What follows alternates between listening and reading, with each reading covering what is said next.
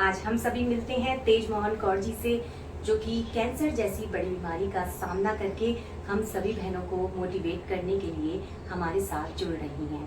तो नमस्ते तेज मोहन कौर जी, और आप हमें बताइए कि आप कैसे कैंसर जैसी बीमारी से लड़ी और आपको कैसे पता चला कि आपको कैंसर जैसी बड़ी बीमारी है। जून 2010 में मुझे पता चला था कि मुझे कैंसर है और इसके लक्षण मुझे 4 महीने पहले ही शुरू हो गए थे। और यहाँ एक चीज़ मैं कहना चाहूँगी कि महिलाओं को जो अपने शरीर में चाहे छोटा सा भी बदलाव हो उसे उसी समय देखना चाहिए, डॉक्टर की सलाह लेनी चाहिए। और मैंने वो गलती की थी कि मैंने 4 महीने तक अपने बिल्कुल भी जो मुझे लक्षण दिखाई दे रहे थे ध्यान नहीं दिया, और उस वजह से मैंने लास्ट स्टेज का यूट्रस कैंसर झेला है। अच्छा, तो जब आपको इस बीमारी के बारे में पता चला तो क्या आपकी फैमिली ने आपको सपोर्ट किया? क्या वो आपके साथ थे? फैमिली की बात करूं तो मेरे हस्बैंड ने मेरा पूरा साथ दिया है। उस 1.5 साल की लड़ाई में जितना वो सपोर्ट मुझे कर सकते थे उससे ज़्यादा किया।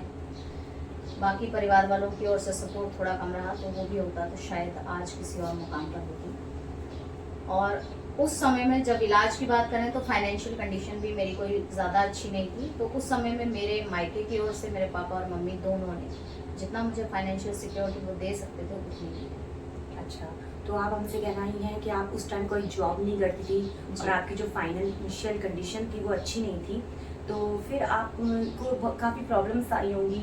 तो आप उस टाइम पीरियड को क्या दर्शकों से साझा करेंगी कि उनको कैसे हिम्मत उस टाइम पर हिम्मत रखनी चाहिए? बिल्कुल, उस समय बहुत सारी दिक्कतें थी। सबसे पहली बात तो मेरा बेटा जो था वो महज 1.5 साल का था और बेटी भी कोई ज़्यादा बड़ी नहीं थी, 6.25 साल की थी। और सबसे बड़ी दिक्कत थी कि मेरे दोनों बच्चे दूर दूर थे। छोटा बच्चा जिसको मैं पास नहीं जा सकती और बड़ी बेटी जो यहाँ रह रही थी, और मैं खुद पंजाब में रहकर मेरा इलाज हुआ। तो बच्चों को ना देख पाने की सबसे बड़ी मुश्किल थी मेरे साथ। दूसरी मुश्किल ये थी कि सभी ओर से मेंटली प्रेशर भी बन रहा था, क्योंकि कई जगह मेरे परिवार वालों की ऐसी सोच भी हो गई थी जो मुझे सुनने में आई थी उस समय कि कोई बात नहीं, अगर इसको कुछ हो भी जाएगा तो हम तो बेटे की दूसरी शादी करेंगे। तो उस समय में मुझे बच्चों की जो एक थी कि मुझे उनकी कस्टडी किसको दूंगी मैं, कि अगर मैं मर जाऊँ उस कंडीशन में, तो उसके लिए भी मैंने मेंटली अपने आप को प्रिपेयर किया था कि मुझे क्या करना है। अगर मुझे कुछ हो जाता तो मेरे बच्चे क्या करेंगे, कहाँ रहेंगे, ये चीज़ें ये बहुत गहराई से सोचने वाली हो गई थी उस समय। लेकिन हस्बैंड के सपोर्ट के कारण इस चीज़ से मैं बाहर आ गई, ये मेरे लिए बहुत बड़ी बात है। सही है बहनों, अगर हमारे साथ हमारे पार्टनर यानी हस्बैंड हमारे साथ रहते हैं और वो कंधे से कंधा मिलाकर हमारी मुश्किल घड़ी में हमारा हाथ थामे रहते हैं, तो वाकई हमें बहुत हिम्मत मिलती है। और जैसे कि तेज मोहन मैम ने बताया कि उनके लिए चंद लाइनें कहना चाहूँगी कि जो हर मुश्किल में भी अपने हौसले बुलंद रखते हैं वो कहाँ फिर टूटते और बिखरते हैं। तो आप हमारे दर्शकों को क्या सलाह देना चाहेंगे कि उन्हें कैसे हिम्मत रखनी चाहिए और कैसे संयम से रहना चाहिए?